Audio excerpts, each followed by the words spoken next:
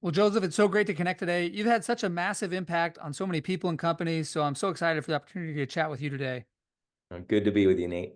So you've got a ton of experience. You've consulted with a ton of companies. You've mentored and coached a ton of people. As you think back on all these experiences, all the lessons you've learned, what would you most want to pass on to others? One of the most frequent findings as we've tried to understand why groups of smart people underperform, why you can do all the best work to try to gather the smartest, most well-intended people you can, and yet they behave in dysfunctional and ineffective ways. At the heart of most disappointment in organizations are conversations people are either not holding or not holding well. In fact, what we found is the best way to assess the health of any relationship, team, or organization is to look at the lag time between when people see it and when they say it, between when they feel a problem and when they actually confront and discuss it. And that lag time really is the measure of the health of that system. Things get better, people get smarter if things get discussed more quickly and resolved. And that's what drives learning. So, an incredible lesson, and it's just amazing how all too often, high performing teams or high performing individuals don't hit their uh, don't hit their ceiling. Any specific examples come to mind where you've either seen bad example of this or a good example where people were able to overcome this tendency or this problem? Yeah, I could give you many examples, but if you were to ask me, what's one thing I'd want to make sure people understood about this problem, our inability to talk about emotionally and politically risky things. I think the central finding in our work is that most of us have it wrong. We think that there are some topics that are difficult to discuss and some that are easy to discuss, and that isn't the case.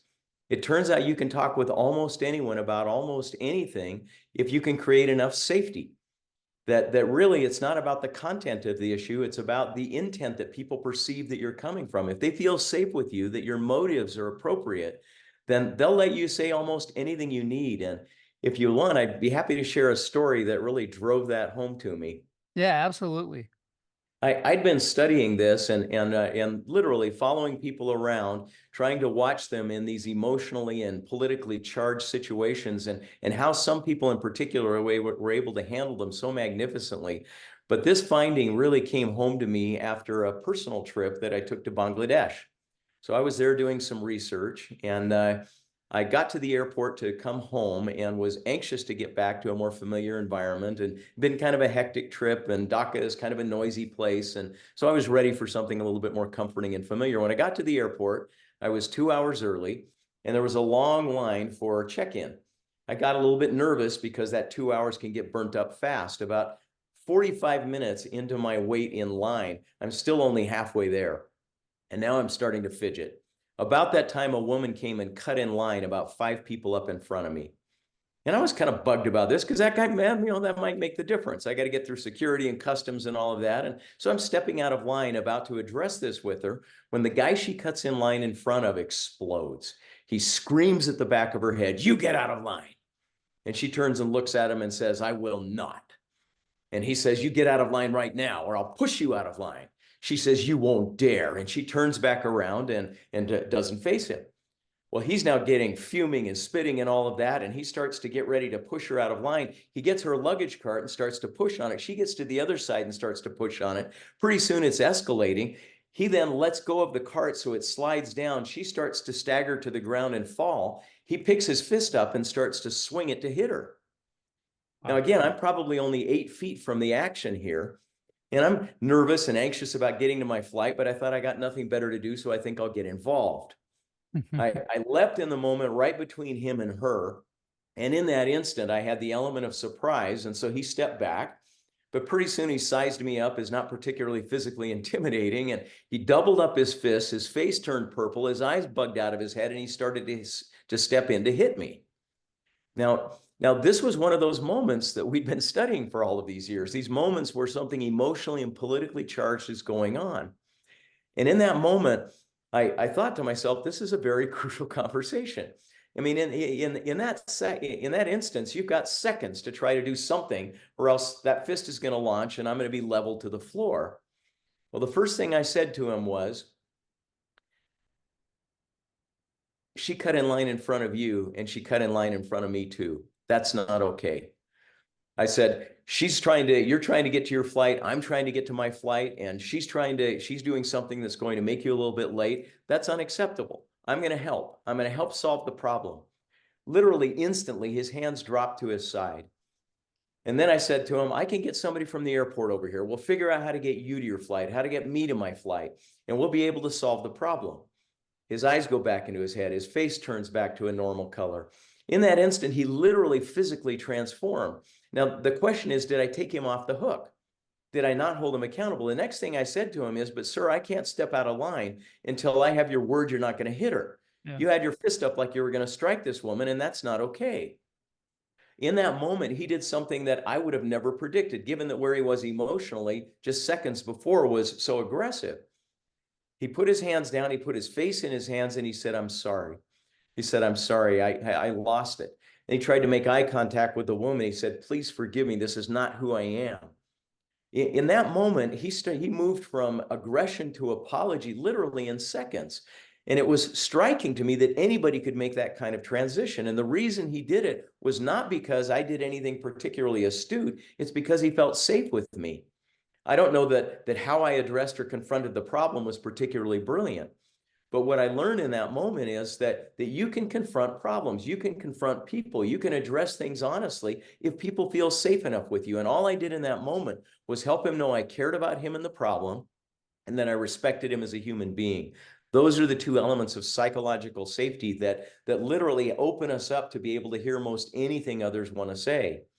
And so as we've studied this element of organizational performance and team performance, even family success, what we found is the fact that you and I think there are things I can't talk with my wife about, I can't talk with my child about, I can't tell my boss, is flatly false.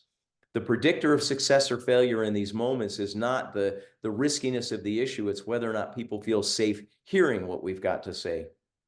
That reminds me of Chris Voss. He's a hostage negotiator for the FBI. And back in the day, hostage negotiation, the negotiators tended to be very assertive, dominant, here's how it's going to go type deal. And he was like, that's all backwards. We've got to just show the people we're negotiating with that we understand them. And it doesn't mean you have to condone and tell them that, they're doing everything just right as they take hostages and threaten to kill people. But by just demonstrating you understand where they're coming from and respecting them as a human being, he calls it empathic listening, and he feels like that's his entire approach to negotiating. And that's according to him, that's how the FBI negotiates now is with empathic listening, which reminds me, I mean, it just sounds very similar to what you're talking about here, creating safety, show people you care about them and respect them as a human. Yeah, that's exactly the point. And if we look at our work, we've seen in industry after industry that these moments where people see a problem but don't speak up about it is really the root cause of many bad decisions and a lot of dysfunction and most of the underperformance in hospitals. We have hospital errors. We did a study in hospitals across the world and found the likelihood of somebody confronting a problem with a doctor that they feel uncomfortable with, even if a patient's life is at risk, is about 1 in 12.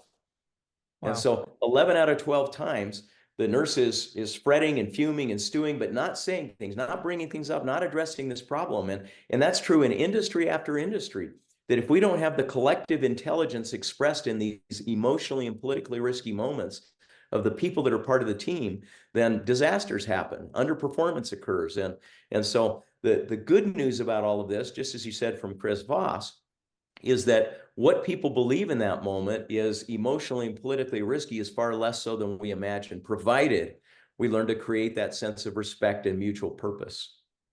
I do think it's also worth noting that this is what Chris Voss teaches, but there's a decent chance that Chris Voss got this from you and your colleagues at Crucial Conversations. When something like this happens, when you find yourself in this emotionally charged moment, I imagine your reaction now is probably just more intuitive or natural.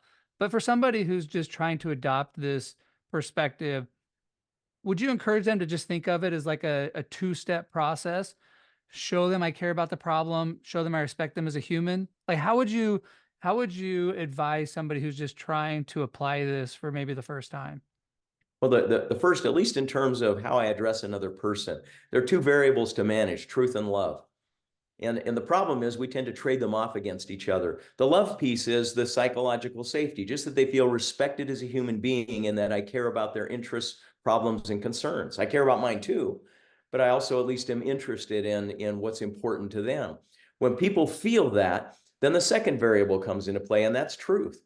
It's important in that once people are psychologically safe to express with absolute, unvarnished, unapologetic candor how you see things, what your concerns are.